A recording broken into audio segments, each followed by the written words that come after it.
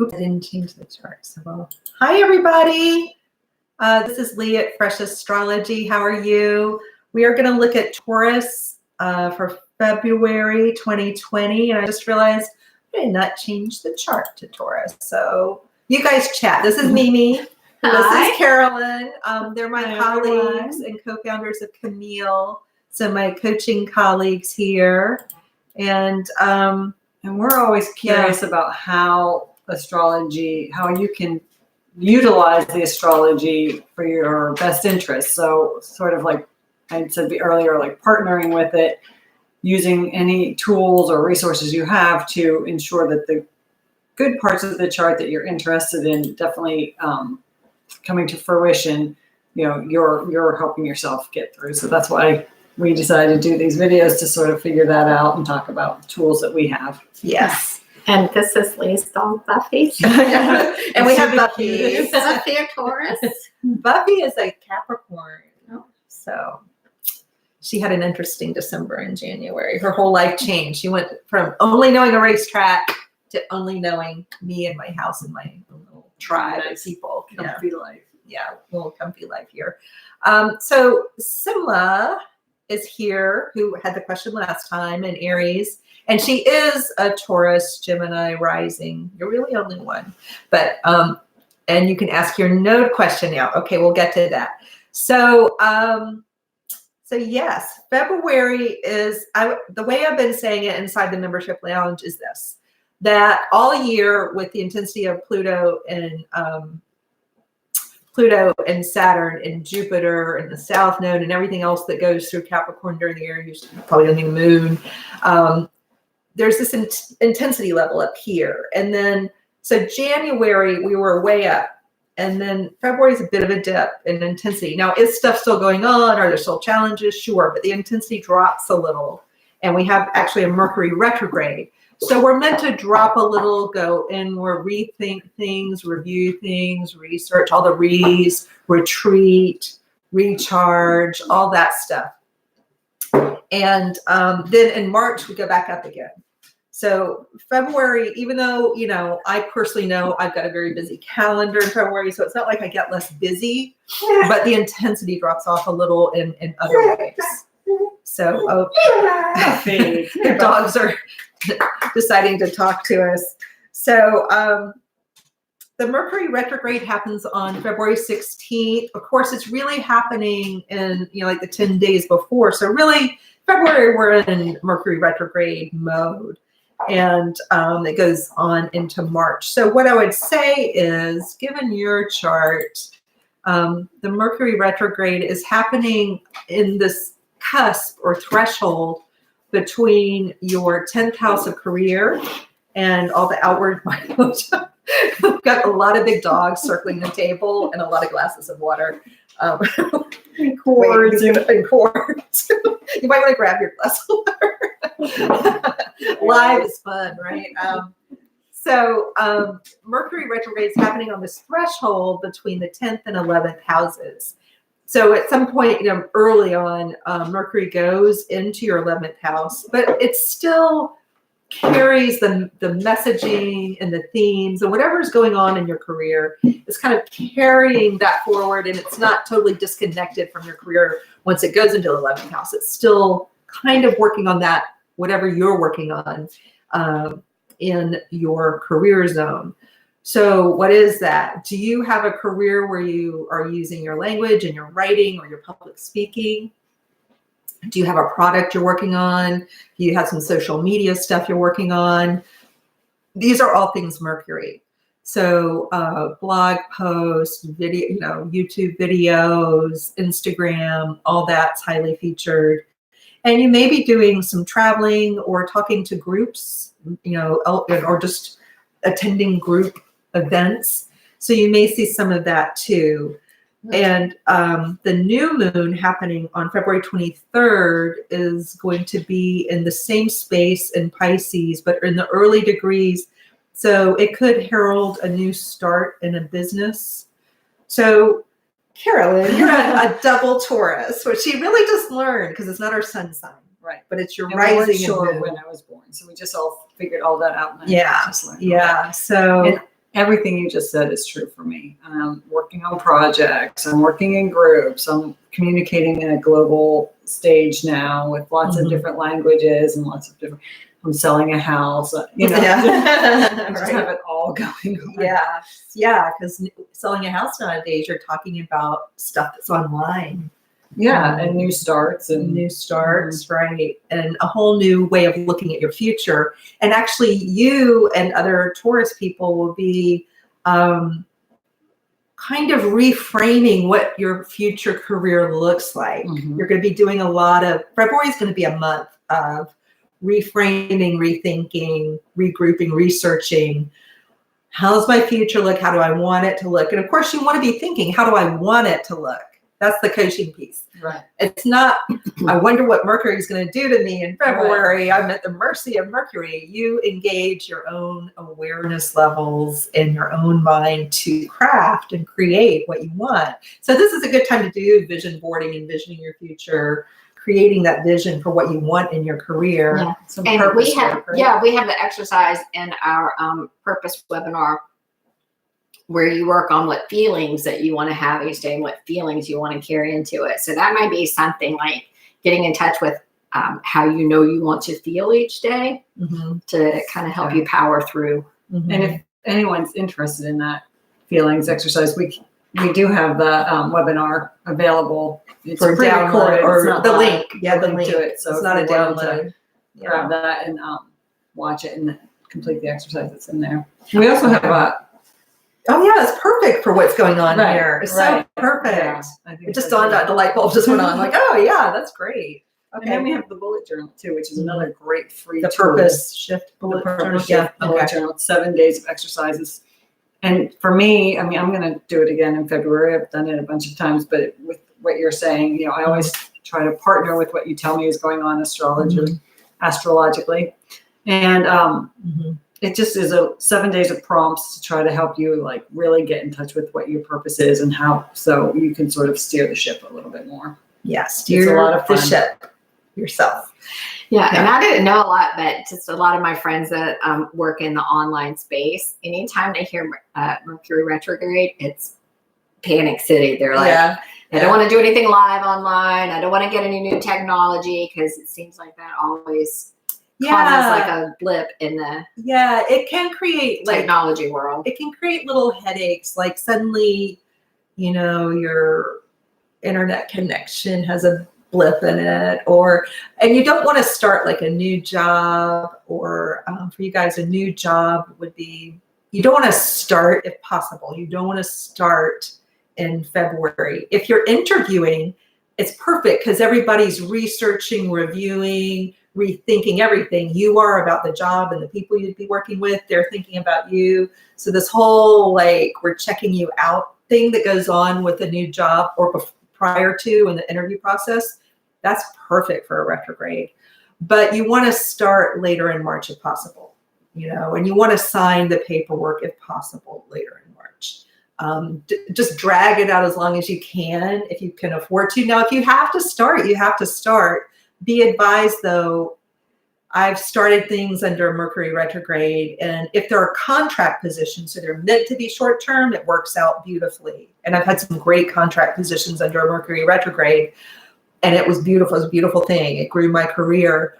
But if you want it to be permanent, you just want to tell them like, hey, I've already committed to a week visiting my sick mother, you know, like drag it out if you can. I don't want to encourage you to lie, but think of something that's true and use that as your excuse. Maybe you just need to recharge the rees and before you start a new job. So I would say, yes, Mercury retrograde's a pain and you know what, but it's not the end of the world. Although I would not buy a computer, a car, maybe a phone until maybe after. I would do the research and be ready, get all your money ready, get your everything in the right place, figure out where you're going to buy it, but then do it later in March if you possibly can. Do you remember Simla's question from our last live? Yeah, hi, Debbie. Good to see you here. And Bon, Nina. So, or Bon, I don't know how you're saying it, but Nina, hello. Let's see. Can you see, does Nina have a question? You're a Yeah. lot of Earth. A You're lot of just Earth. letting us know you're a lot of Earth. Well, welcome. I've got a lot of Earth. She's a double Taurus, so yeah, we're Earth here. I've got I'm a Moon Capricorn, so we have lots of Earth here. Hi. So I wanted to get to Simla asked a question in a previous video from Aries. And by the way, guys, we're here. We're hunkered down here with our water and all our stuff because we're just going to plow through all 12 signs. So ask your questions here, but also if this isn't your sign, hang in because we're just going to go boom, boom, boom. So Simla, the nodes. So the nodes for Taurus are hanging out in the 9th and 3rd houses. So it cuts across this axis that's all themes 9th and 3rd. And oh, you're a cat moon too. So the things that you'll find, like the themes will be travel related. So it could be planning travel. And with Mercury retrograde, researching is fine. I think booking things, it's a little dicey. Of course, if you've got to make a commitment, you got to make a commitment. And then you just deal, it's not like anything earth shattering happens. It just might mean when you book your tickets under retrograde or plan a trip, Double check them. Or take a trip. You want to double check everything, make sure that you actually got on the right flight. Check the flight status before you leave your house. You might want to carry your baggage on. And the reality of travel, professionals who travel all the time, the reality of traveling is there are delays and you do lose your luggage and you just put up with it. Yeah.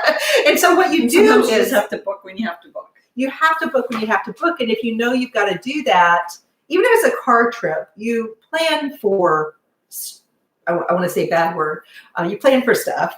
And opportunities. You have backup plans, like you take your medications and an extra change of underwear or whatever on your carry-on stuff if you have to check luggage, or when you're traveling via car, you make sure you've got that AAA card with you, or some emergency numbers. You make sure you check your oil before you leave. So you do a little more backup and planning and thinking through if you're traveling or planning travel under a retrograde. But you can't avoid life, just because of a silly retrograde. It's not earth-shattering. It's not like the world ends. It's just a pain sometimes.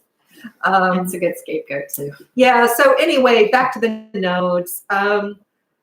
In terms of purpose and anti-purpose, because we've been discussing a lot of purpose and anti-purpose, the purpose is more oriented toward the 3rd house. And this is about rewiring the brain and rethinking the way you write, speak, and communicate, and working on, some of you may literally have writing projects, a book, a blog, an article series, or you're thinking about doing a job that has a lot of communication, or maybe public speaking, or maybe you want to get on YouTube and have a channel, or maybe you do have a channel.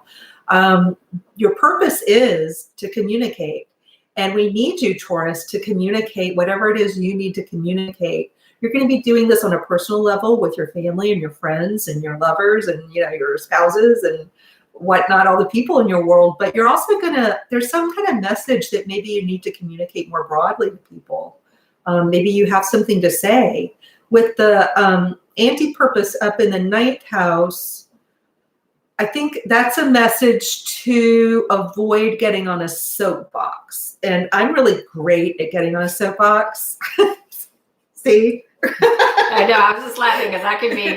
Well, all of us. Yeah, we're talkers, so sometimes we talk from the top of the. Yeah, we have opinions. We have opinions, so we're guilty as charged here. So to avoid getting on a soapbox, and so you just want to monitor. Like there are ways to go at this. Oh, look, somebody's working with a book. Oh, great. Yeah, see, it's so awesome. So with it, as you work on your book, you might think about, where am I getting to? Where am I not showing and where am I telling? And we have to think about that too when we market or do our courses. How can we show and demonstrate and not preach? Because we're great at that. And So I always have to think about that. Can I demonstrate more rather than talk at people? And it's something just to hear yourself, because I talk at people all the time on YouTube. So I have to think about, how am I coming across? Am I sounding preachy? How can I demonstrate using a story or a metaphor? And sometimes you know your material so well, you talk at a higher level than your listeners do. Yeah, that's a great point. So when you're writing a book or an article or a blog post or a marketing piece of material, a good rule of thumb is to just write at a much lower level. And a lot of people think, well, I don't want to, I'm assuming I don't want to dumb it down. I'm assuming my audience is intelligent. I always assume that. And all of you guys are intelligent, but you don't live in my coaching astrology world or my heavily coaching world where we're, behind the scenes building courses all the time. So we really get in the lingo of the coaching world. And as smart as you guys are, you may not totally follow what we're saying if we stay totally in coaching lingo. Just as if we stepped into their world. Yeah. You'd be lost by that. Yeah. If you're an attorney or a doctor or something, if you just spoke all in doctorese or legalese, we wouldn't be able to follow as much. So just think about your audience. And if you have a slightly broader audience, then you need to talk at their level and connect the dots for people. So that would be a thing to look out for those of you who have this sort of broader messaging that may be happening in a book or something. Let's see, just looking here. She says, thanks, but opposite north-south to my natal nodes. Mm-hmm. What to do is the question when the north-south is opposite. Well, let's wait till we get to the rising sign that governs the opposite. Let's wait till we get to the sign where the nodes actually are shifted. To do that, because I just want to be careful for Taurus people who showed up here to listen to Taurus. So she is a Taurus, but her natal nodes would be something different. Oh, her natal nodes. Okay. We're going to cover it, like to stop and do an individual read is just hard for other people. You would just listen to what I said and flip it. Maybe you need to think at a higher level. I would just say, think at a more global level, think more globally and broadly, and don't get stuck in the weeds, in one way of thinking. You want to think more globally and expansively is what I would say. Somebody just finally ended a 29-year marriage and you want to do so many things now, but where to start?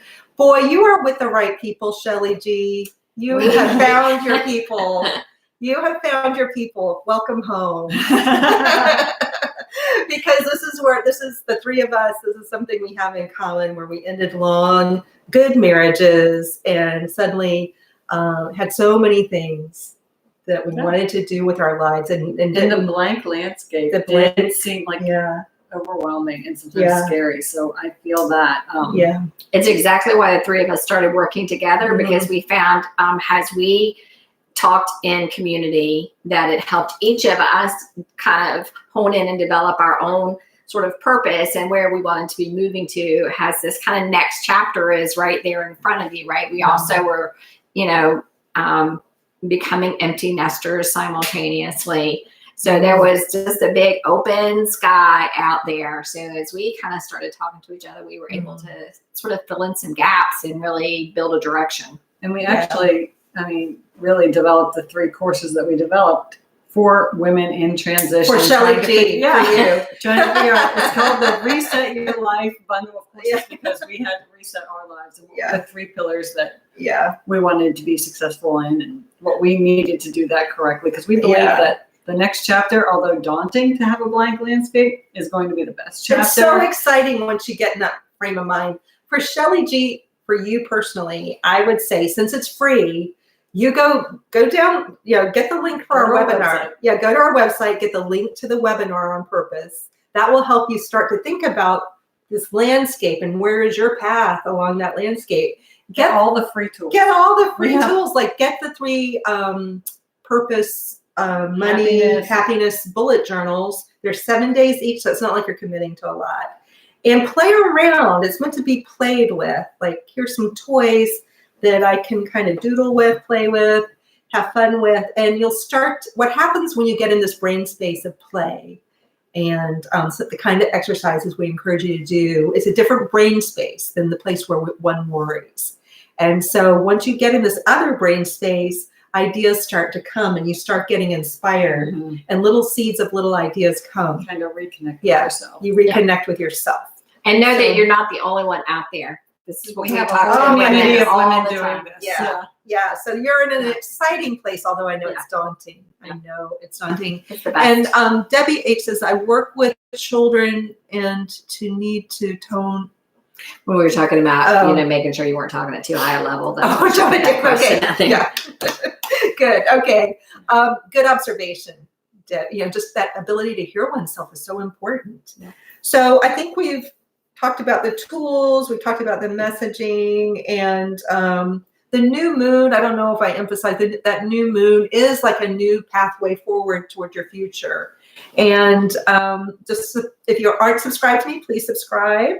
And the links are below. And thank you so much for being here. What's Thank you. our next sign? Our next sign is Gemini. Here we come, Gemini. All right, bye guys. Bye.